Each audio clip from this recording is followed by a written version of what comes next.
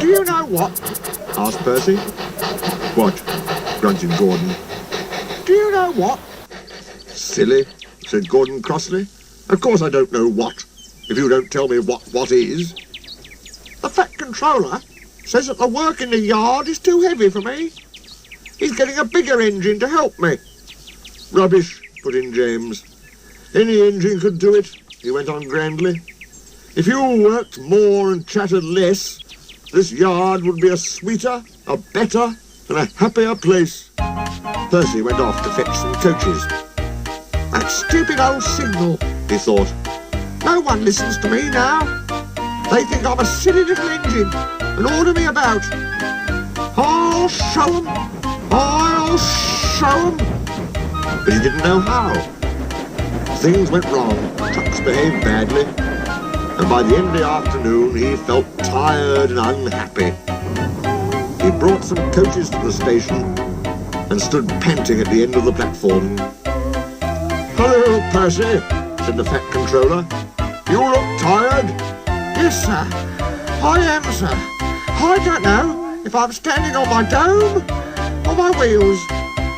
Oh, you look the right way up to me, laughed the Fat Controller. Cheer up. The new engine is bigger than you and can probably do the work alone. Would you like to help build my new harbour at Thomas's Junction? Thomas and Toby will help, but I need an engine there all the time. Oh, yes, sir. Thank you, sir, said Percy happily. The new engine arrived next morning. What is your name? Asked the Fat Controller kindly. Montague, sir, but I'm usually called Duck. They say I waddle. I don't really, sir, but I like Duck better than Montague. Good, said the Fat Controller. Duck it shall be. At first, the trucks played tricks, but soon found that playing tricks on Duck was a mistake. James, Gordon and Henry watched Duck quietly doing his work. He seems a simple sort of engine, they whispered. We'll have some fun. Quack!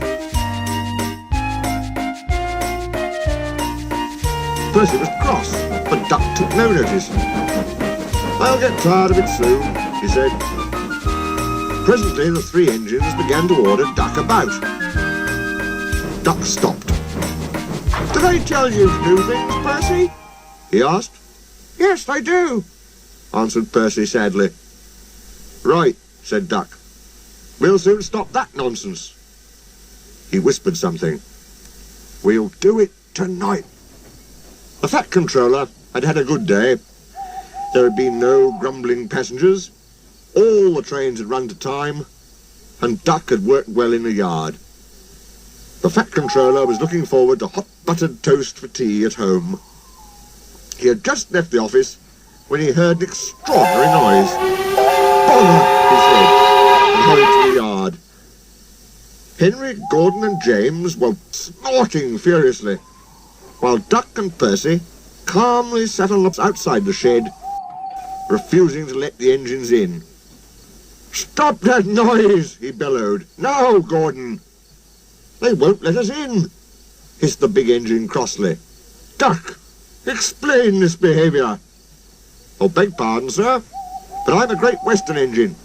We Great Western engines do our work without fuss, but we are not ordered about by other engines. You, sir, are our controller. We will, of course, move if you order us, but begging your pardon, sir, Percy and I will be glad if you would inform these, engines that we only take orders from you. The three big engines hissed angrily. Silence, snapped the Fat Controller. Percy and Duck, I am pleased with your work today, but not with your behaviour tonight. You have caused a disturbance. Gordon, Henry and James sniggered. They stopped suddenly when the Fat Controller turned on them. As for you, he thundered, you've been worse. You who made the disturbance. Duck is quite right. This is my railway, and I give the orders. When Percy went away, Duck was left to manage alone. He did so easily.